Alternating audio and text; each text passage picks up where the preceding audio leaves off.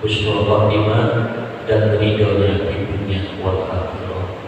Sekaligus pada hari ini juga kita tujukan untuk arwah almarhum dan almarhumah, orang-orang tua kita, keluarga kita, saudara-saudara kita, kerabat-kerabat kita, sahabat-sahabat kita, guru-guru kita, semua para alim ulama yang telah pulang rahmatullah. Mudah-mudahan selalu mendapatkan limpahan rahmat dan maghfirah, diluaskan dalam kubur mereka dan dijadikan kubur mereka Allah min riyadil jinan lillahi ta'ala bidil hadiyah ila hadratin Nabi Muhammad sallallahu alaihi wasallam wa alihi wa sahbihi wa azwajihi wa dzurriyyatihi radhiyallahu anhum wa ila hadrati sultan awliya Syekh Habib Abdul Qadir Jilani ila sultan awliya Syekh Habil Hasan As-Sazili wa ila hadrati sultan awliya Syekh Bahauddin Ahmad Syadri wa ila musyawarati Abdul Razak al-Musir Syekh Abdul Salam dan Syekh Huduri Binasa ila hadrati Bapak Jalil Syaramoki Mustaqim bin Syekh wa ila Syaramoki Abdul Jalil Mustaqim ila Syekh Ashurullah Al-Marzuki wa Syekh Haji Mahmud Syafi'i wa ila Syekh Syarah bin Abdul Jalil Mustaqim wa usulihim wa qurihim asyik wa talabizihim wa zawjatihim man intasaba ilayhi qaddasallahu asrarahum wa jami' arwahi abaina wa ummahatina damina wa mudakina wa amamina wa amatina wa akhwalina wa akhwalatina haqqun alaina wa liman syahidina muallimina wa asatizatina wa ila jami'il muslimin wal muslimat wal mu'minin wal mu'minat al-ahya'i minhum wal amwat syahidun lillahi lana wa lahum al-fatihah. A'udzu billahi minasy syaithanir rajim. Bismillahirrahmanirrahim. Alhamdulillahi rabbil alamin arrahmanir rahim maliki yaumiddin iyyaka na'budu wa iyyaka nasta'in ihdinas siratal mustaqim siratal ladzina an'amta 'alaihim ghairil maghdubi 'alaihim waladdallin. Rabbi ighfir lana wa liwalidina amin. Bapak-bapak dan saudara-saudara hadirin jemaah taklim yang dimuliakan Allah, malam hari ini saya atau kita ya lupa ketinggalan atau bagaimana, enggak sengaja memang bahwa maksudnya khusus ya sebenarnya dari kemarin karena dia ada usul jadi baru sekarang udah mepet nggak apa-apa ya, daripada nggak sama sekali. Jadi kita ngaji tentang pertama khuliqal insan dhaifan. Manusia kita ini semua diciptakan oleh Allah dalam keadaan lemah, lembek, kayak bebek. Ya. Dan yang kedua yaitu tentang doa yang sering kita baca dari bulan Rajab sampai kayak gini. Doanya Allahumma barik lana fi Rajab wa Sya'ban wa ballighna Ramadan. Itu di mana-mana dari bulan Rajab sampai sekarang lagi ngetren, lagi viral. Ya, cuma kadang-kadang kebanyakan kita nggak tahu tuh apa sih rahasianya di balik doa itu. Allah mau baca-baca aja kayak orang-orang yang karena PPK ya itu gue baca doa yang memang tidak disalahkan Pak ya. Dalam berdoa kita mau kagak baca aja, yang penting kan Allahnya ngerti ya. Iya, kalau kita minta sesuatu kepada orang jangan kita begitu nggak ngerti apa yang ngomongkan usah. Yang penting yang kita minta orang yang kita minta itu ngerti. Itu kita berusaha meminjam duit ya. Nah, kita belum ngomong udah ngerti dia akan meminjam duit ya. Dia ngomong. Kalau nggak ngerti kita ngomong kita tinggi kesusahan kita tetap aja dia nggak apa.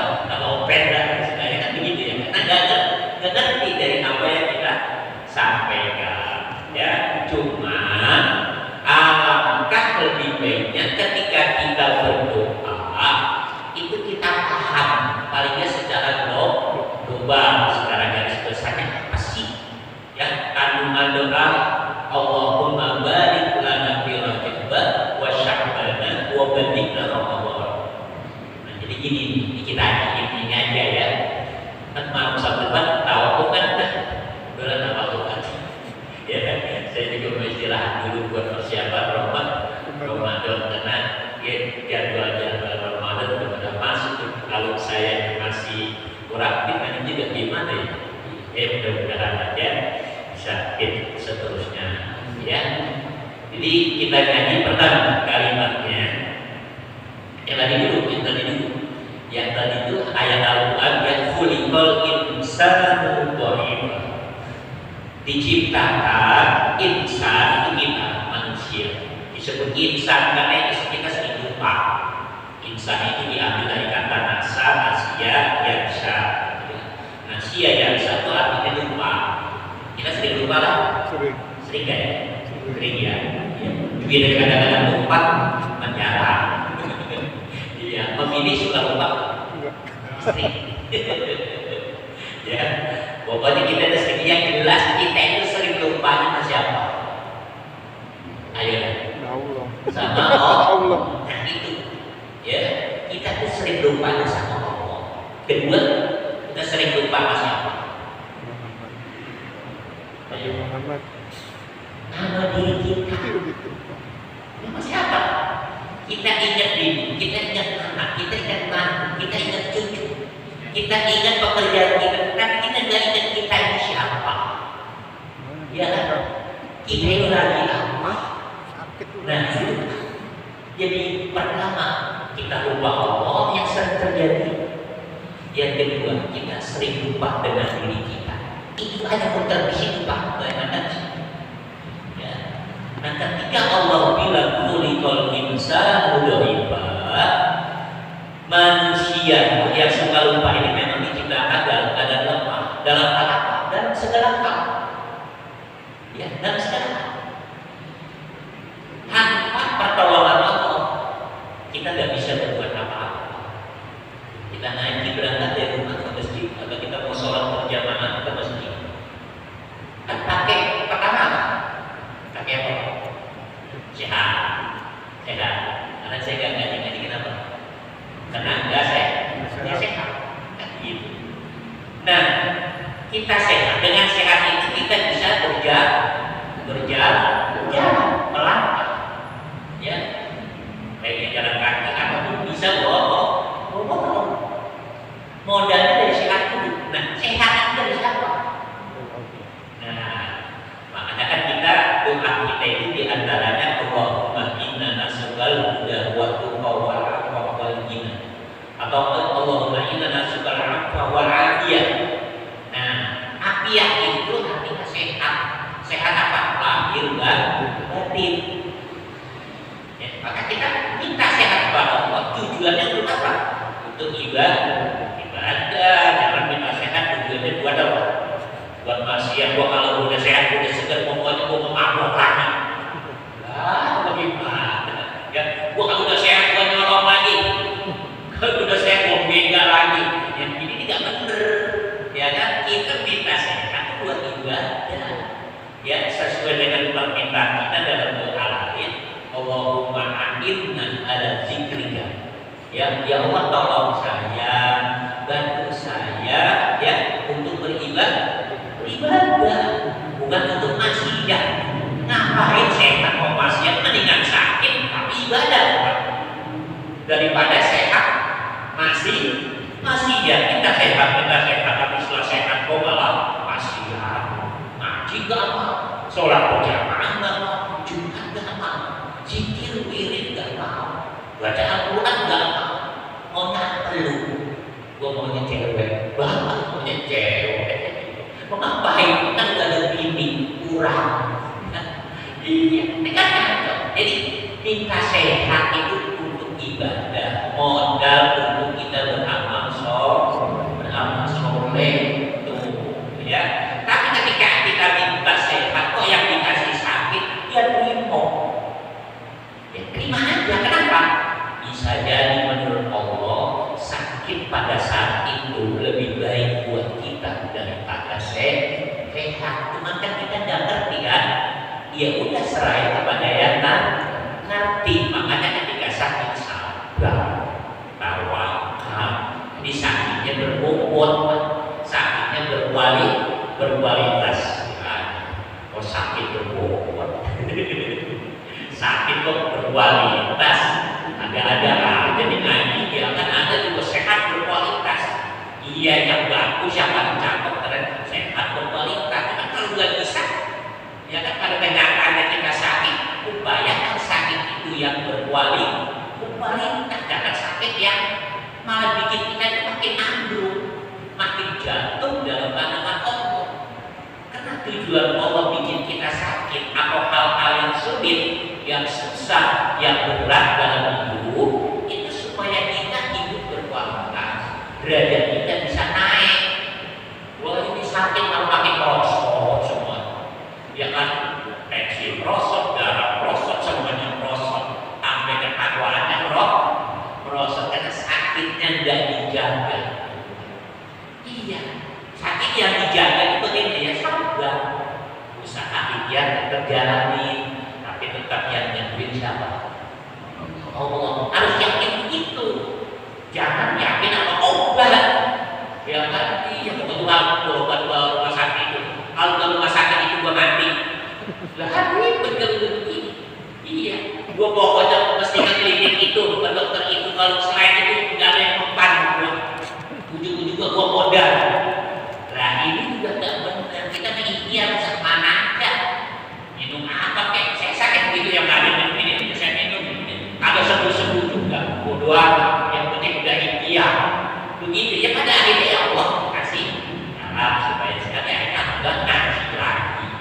Gitu, jangan sakit atau kesusahan lainnya kita keluhin, jangan Pak. Itu malah nanti bikin Allah tambah gedeg kita. Jadi sakit kita itu nggak berbobot. Jadi kita sakit, pahala kita dapat gitu loh Pak. Jadi jangankan sakit, sehat aja bukan pahala. Apalagi sakit. Makanya dalam hidup kita itu mau sakit ya mau sehat, tetap juga ibadah.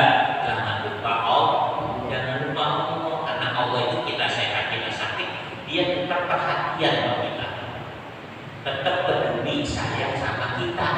Beda dengan manusia, kita sakit, ya, bini kita aja kadang-kadang kalau kita sehat, dia perhatian banget kita. Sehat, duit kan? Ya, udah sakit, duit kagak. Kira-kira bagaimana? Cemburu dari kita lagi sakit, gini cemburu rasa bagaimana coba? Sekalinya mau ngasih obat minum ini Pak, minum hangat, bisa lolok. Ya Allah, itu obat dilolok bini kita. Kenapa kita sakit dan punya daya, punya kekuatan, nggak pegang juga. Bini stres. Selama ini sih kita sehat, duit banyak, rezeki lancar, wah perhatian betul bagaimana? Itu manusia, itu bini kita. Bagaimana dengan orang lain? Makanya kita bergantunglah berharapnya hanya kepada Allah. Mau sehat, mau sakit, Allah. Itu aja, jangan manusia. Ya, karena manusia itu tidak sama. Kembali kepada kuliah insan termasuk di sini dimensi ibadah. Ya Pak ya, selama ini 1 tahun ini aja dah, bisa mulai dari balik kejauhan. Jadi kan dalam 1 tahun ini kira-kira aja Pak, Bapak, kita semua ya termasuk saya, mana kira-kira lebih banyak taat kita apa maksiat kita? Bingung ya, udah ini aja nggak usah pusing-pusing, mendingan kita memponis diri kita daripada memponis orang lain. Ya kan, kita ponis diri kita banyak masih, kita banyak dosa, kita banyak salah, banyak lalai. Itu kita ponis diri kita, insya Allah nggak terjadi gejolak. Tapi kalau kita memponis orang lu, ya kan dosa dulu, maksiat dulu, ya kan, yang ngumpulin itu gede, gua nih. Nah ini justru bikin apa? Bikin kisru. Kira-kira terima nggak bakal kita digigit orang? Kita nggak terima meskipun pahanya memang benar. Tapi kalau yang memponis orang, kita biasanya umumnya nggak terima. Enak kali ngomong sembarangan. Ya kan nggak tahu buat dia malam 1 ngapain? Ya malam 1 ya kan? Iya, jam 5 udah jalan, habis asar udah jalan. Lah, kalau masalah udah jalan, aku dari dulu udah jalan. Haji. Nah itu akhirnya menganggap diri lebih baik daripada orang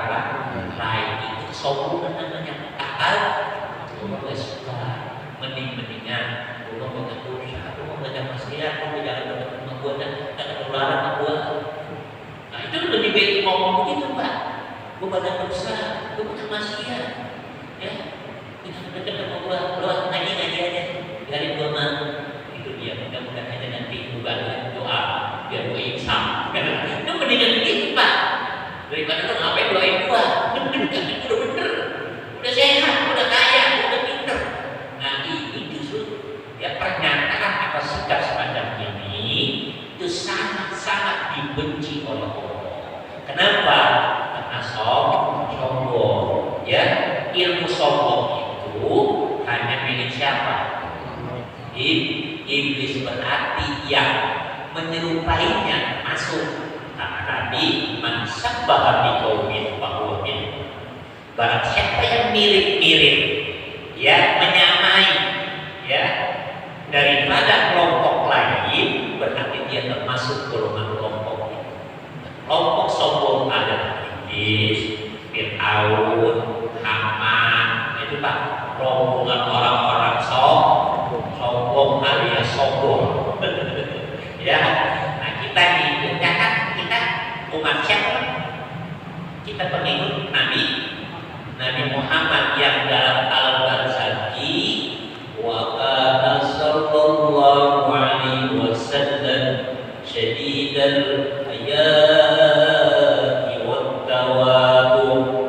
Ya, Nabi Muhammad SAW itu sangat pemalu dan sangat tawadhu, sangat rendah hati kepada sesama, rendah diri kepada Allah. Beliau tidak ada lagi selain beliau yang ketakwaannya paling tinggi. Tidak ada lagi manusia yang ilmunya paling tinggi selain Nabi Muhammad. Tidak ada orang yang mempunyai ma'rifat yang tinggi, cinta yang besar kepada Allah selain Nabi Muhammad. Tapi tidak pernah Nabi Muhammad itu apa, teriak-teriak atau ngomong sama orang, nih gua, ya, nih gua, ya, nih gua, dan lu gak tahu paling takwa, lu gak ada apa-apa. Justru Nabi memposisikan dirinya yang paling rendah di antara semua makhluk. Ini Pak, ilmu yang langka, ilmu yang jarang dikajiin, jarang diterapin, ya kan? Kita itu ikutin Nabi Muhammad itu sepotong-sepotong, ya kan? Yang kira-kira menguntungin diikuti, ya, yang gak ada menguntungin agak dulu. Padahal kalau mengikuti Nabi Muhammad sekecil apapun itu pasti untung.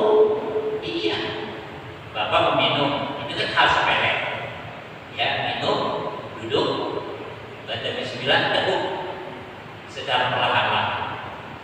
Itu sudah ngikuti Nabi Muhammad, nilai yang besar.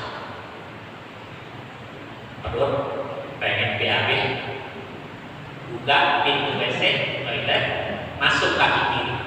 Sebelumnya doa, ya, nongkrong dan jangan suka dangan. Berak nggak apa-apa, kan punya jadi cabong, boang, nggak tahu, iya, cebok, ya, istinja yang benar. Kemudian selesai, keluarlah dengan kaki kanan. Baca doa, itu udah ngikutin Nabi Muhammad, pahalanya sangat besar.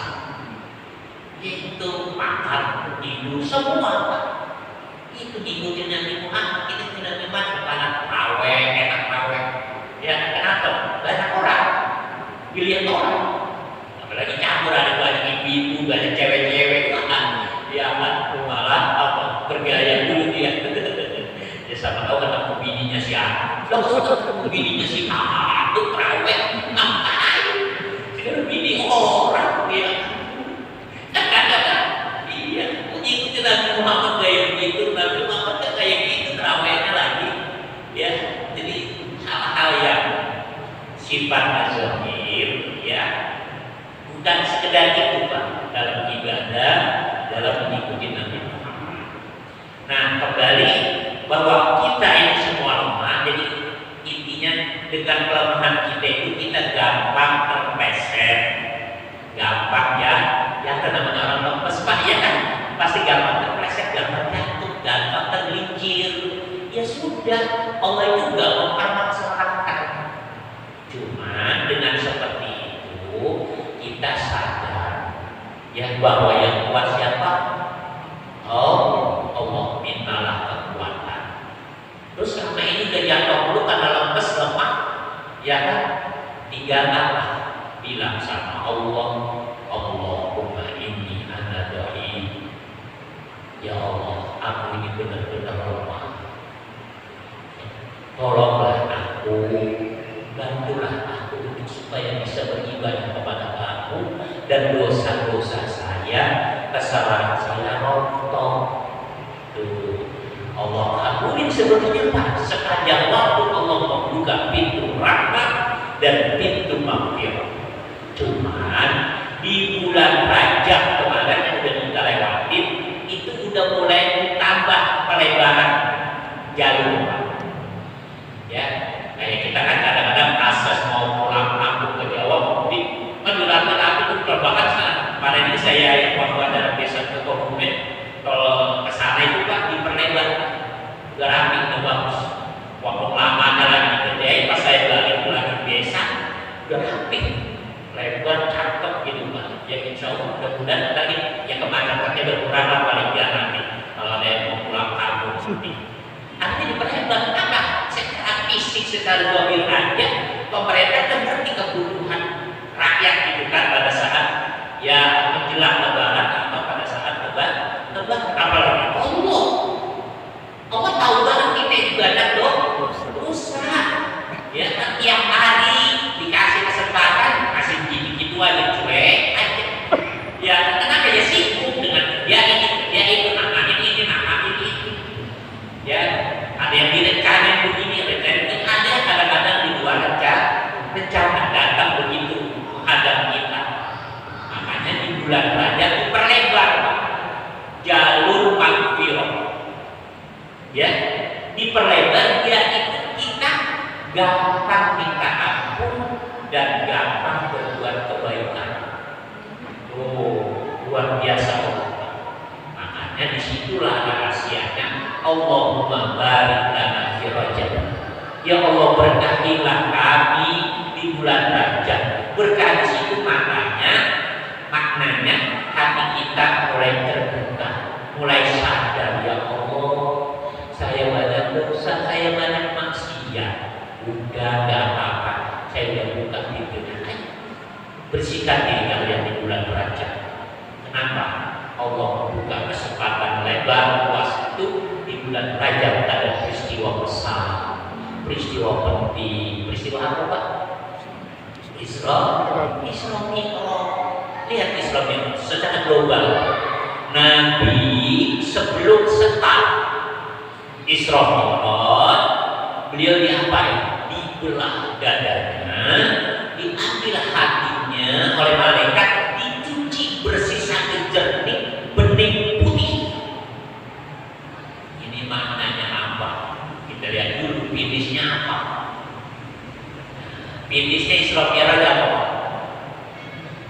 Ketemu Allah ya di surga nanti lupa di surga kalau sekarang kita belum ya kecuali orang-orang khusus di surga nikmat yang paling nikmat, lezat yang paling lezat di surga itu ketemu dan melihat Allah.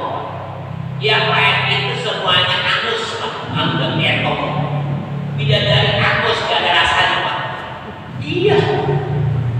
Benar gak lihat Allah, emang bidadari enak banget. Makanya saya juga belum kesana nih. Ya katakan beberapa kali kan katakan begitu ya, gue bidadari lah. Ini kita aja enak, kalau gak enak maka jadi. Ya kan pasti enak. Ini bidik ya, yang kencingnya, neneknya, keringatnya bau. Wah, bidadari Pak. Air ludahnya aja, ludahnya bidadari itu kayak minyak kasturi, keringatnya. Ya, dia minum kopi teh, cepat-cepat kelihatan. Air mata paksa apa nih? Bening. Saking beningnya dia punya kulit Pak.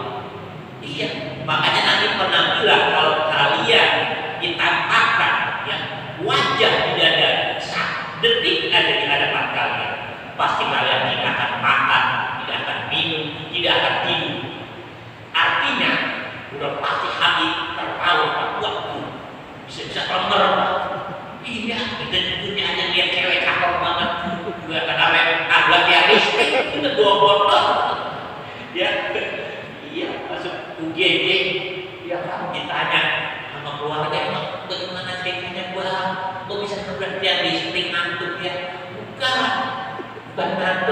belian kan? Apa? Ada cewek lagi nunggu apa? Lagi nunggu Grab. Iya, cakep banget. Akhirnya gua nggak ini, kata gua, ya udah. Beli nabrak tiadis, nabrak tiadis. Itu baru perempuan dunia, Pak, yang saya bilang tadi, berdaki, keringatnya bau, kencingnya bau, apalagi neneknya, ya kan? Bidadari. Nah, bidadari itu nanti hilang kelezatan yang kalah dengan melihat Allah. Begitu juga makan minum, ya, bersetubuh, hubungan biologis, kalah semua, musnah hilang ketika kita melihat Allah di dalam surga. Tuh, ya, mau Pak?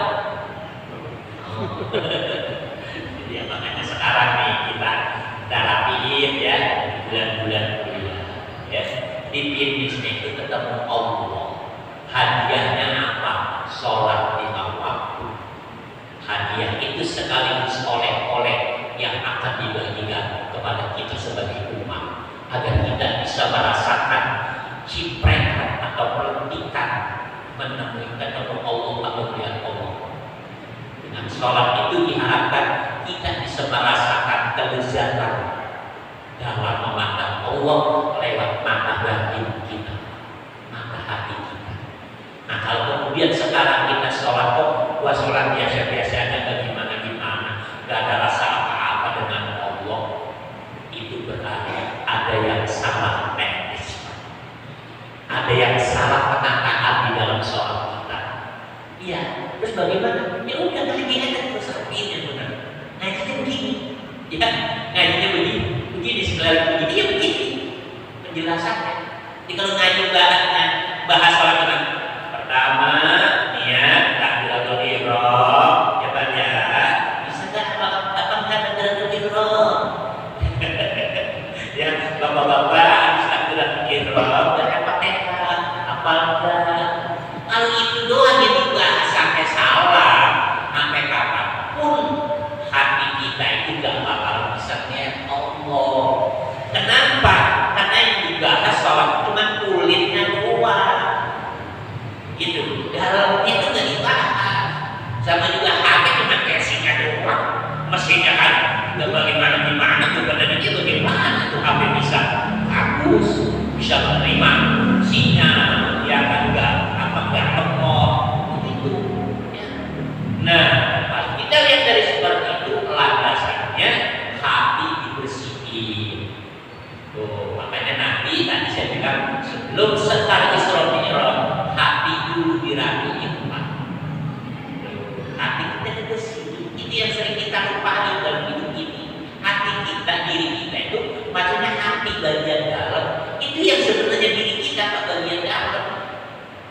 Di bagian luar kan cuma mirip-mirip binatang, Bapak. Apalagi kalau kita monyet, monkey, ada selisih dikit doang, Pak, kita monyet ya. Coba deh. Makanya teori Darwin itu mengatakan bahwa manusia itu hasil apa? Hasil evolusi dari monyet. Memang ada kemiripan. Itu secara fisik kan? Iya. Nah, tapi kalau secara rohani, secara batiniah, perbedaan kita dengan monyet atau binatang lainnya seperti sejauh perbedaan antara langit dan bumi. Itulah hakikat diri kita yang bagian dalam itu, bukan luar ini. Ya, luar ini cuma untuk istilahnya apa namanya burung gitu Pak, kandang aja gitu. Ibarat keris sarungnya aja gitu Pak, supaya dijaga itu rohani kita, jiwa kita yang sebenarnya jadi diri kita itu yang bagian dalam. Nah, ini yang sering saya katakan tadi, kita ini kebanyakan lupa dengan diri kita dilupa, ya, maksudnya jadi bukan bagian luar, bagian dalam. Itulah hakikat manusia. Nah, kita ini kita bersih. Pada sekarang menjelang Ramadan di bulan Sya'ban, ya, bulan Sya'ban insya Allah kalau bulan depan 10 ya, mudah-mudahan ya, Baru dah kita masuk di bulan Sya'ban. Apa? Allahumma barik lana fi Rajab wa Sya'ban. Bulan Sya'ban ada peristiwa penting juga yang sangat besar pengaruhnya dalam kehidupan umat Islam dan ibadah umat Islam. Peristiwa apa? Ayo. Peristiwa apa? Tadi raja Islam di Sya'ban. Peristiwa apa? Peristiwa peralihan kiblat. Itu di bulan Sya'ban. Dulu Nabi dan umat Islam sholat bukan Nabi ke Ka'bah, Pak, ke Masjidil Haram, kemana? Ke Baitul Maqdis, Palestina. Ya, waktu itu belum ada negara Israel, tapi orang Israel atau Bani Israel itu juga banyak di Palestina. Mereka itu adalah kaum yang congkak, sombong, susah diatur, keras kepala. Ketika Nabi umat Islam sholat ngadep ke sono, mereka GR, gitu Pak. GR-nya apa? Ya, Nabi Muhammad aja sama umatnya ngadep ke kita semuanya. Gitu Pak. Gak berarti kita lebih mulia daripada mereka. Mereka sampai sujud menghadap kemana? Ya tanpa menghadap ke sini juga sah sholatnya. Ya juga lah. Tapi hal-hal kayak ini Pak dirasakan oleh Nabi, sehingga Nabi gelisah. Gimana ya bukan kamu sholat ada sholat kayaknya gak enak banget. Iya, isi gak enak lah, gak nyaman gitu Pak. Mungkin orang Israel jadi tambah membantu gitu. Nah, kegelisahan Nabi ini ya itu terdeteksi oleh Allah. Allah pasti tahu. Akhirnya turunlah ayat wali wajhaka syatrul masjidil haram. Maka sekarang ya Muhammad, palingkan wajah kamu ke arah Masjidil Haram.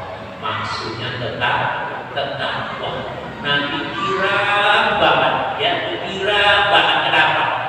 Karena orang Israel udah gak ini lagi jadi malah orang Israel berubah gengsek banget, jadi aduk-adukan berubah ke kita ya kan, memang kesel gede kan.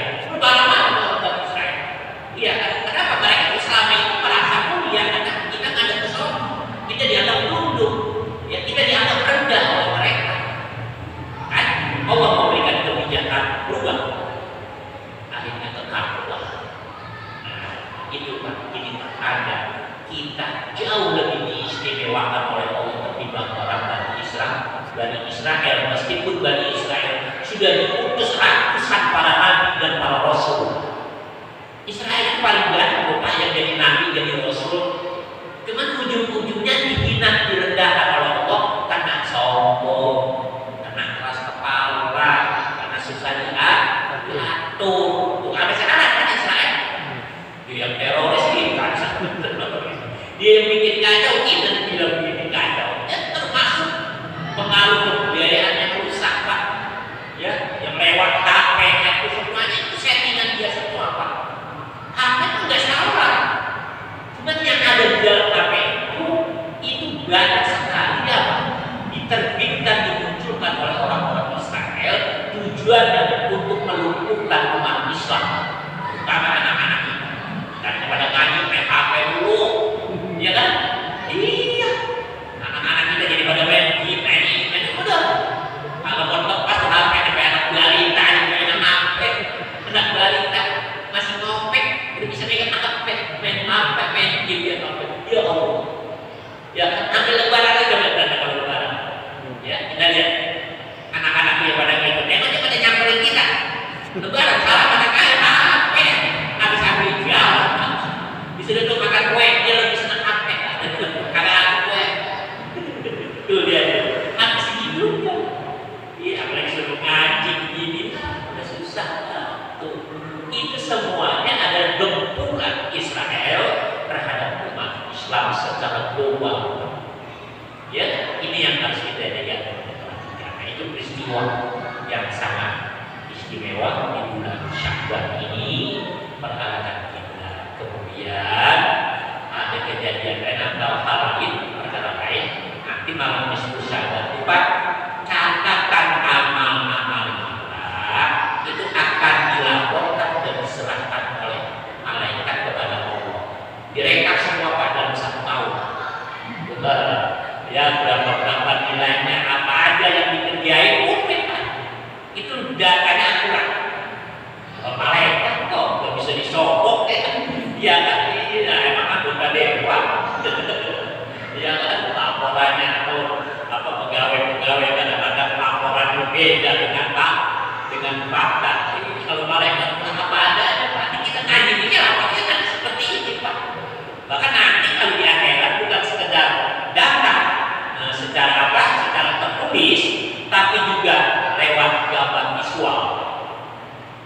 dipertontonkan Pak.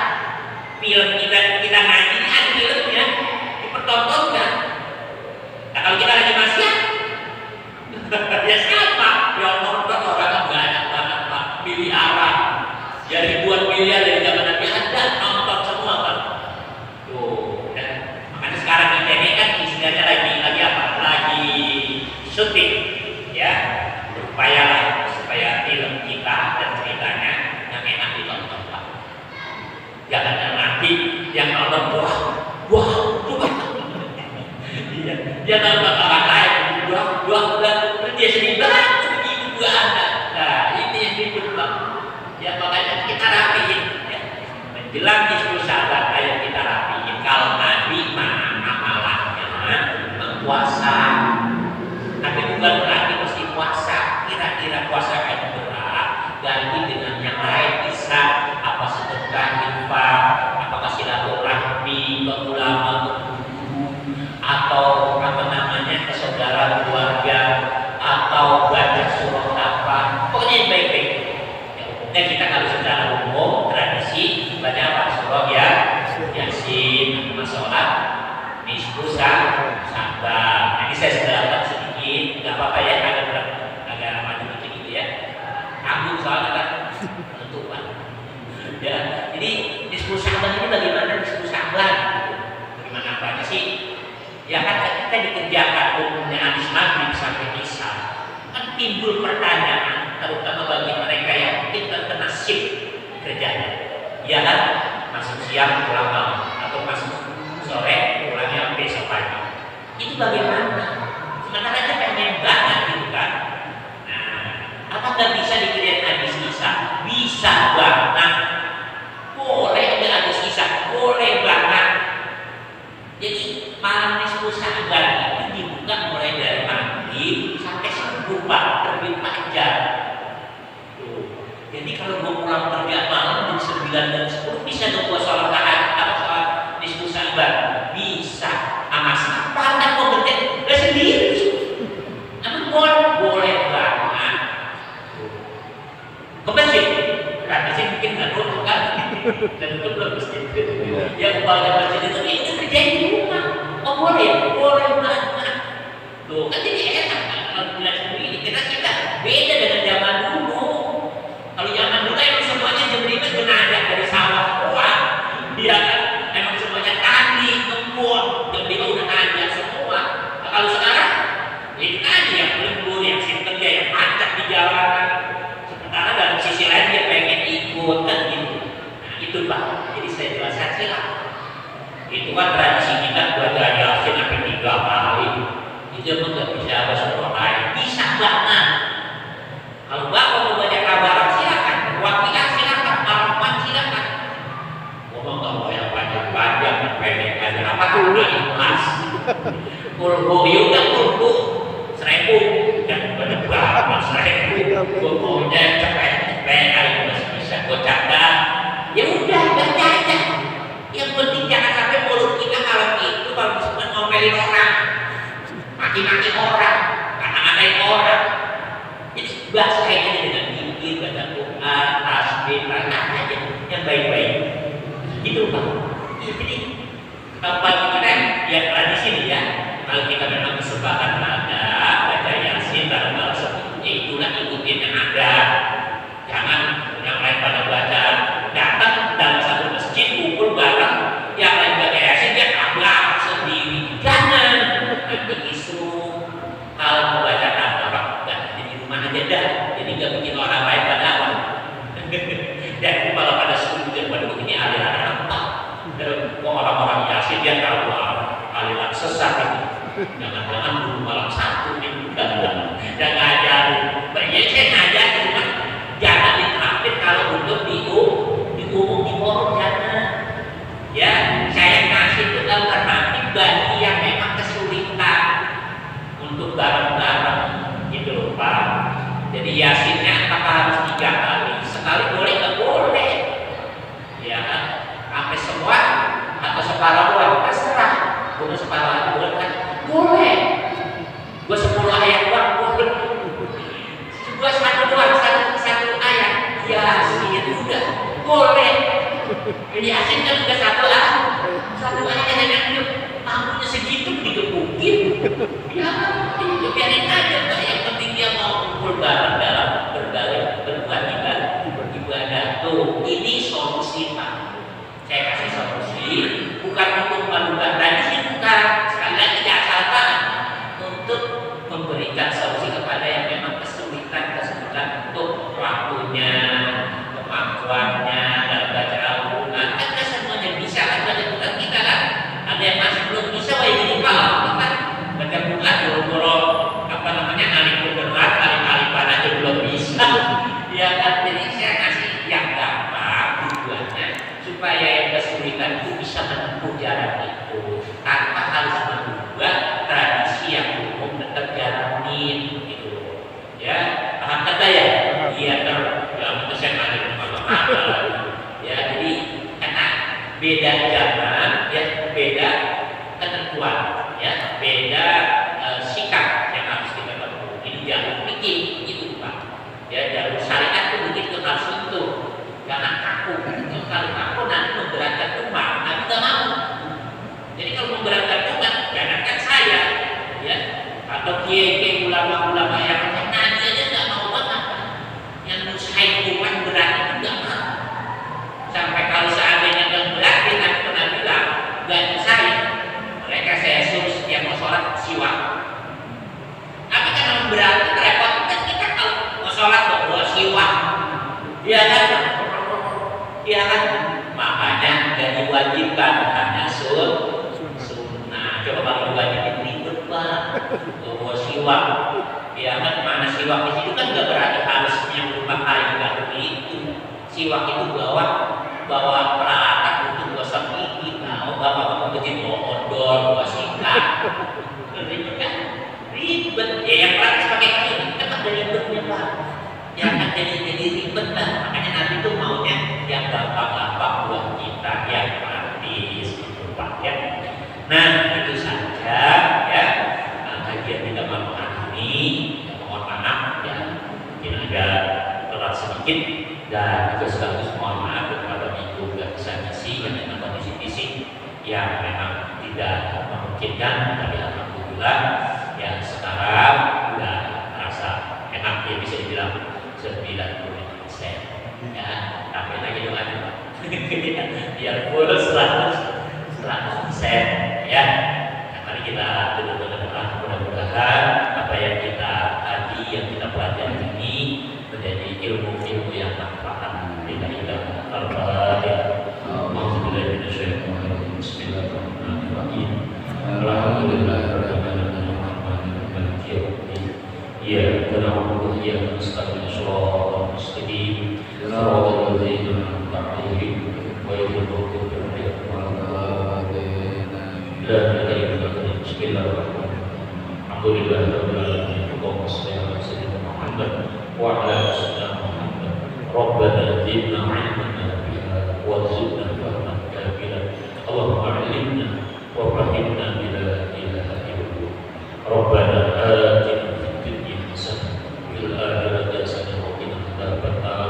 وصلى الله على سيدنا محمد وعلى اله وصحبه وسلم والحمد لله رب العالمين. السلام عليكم.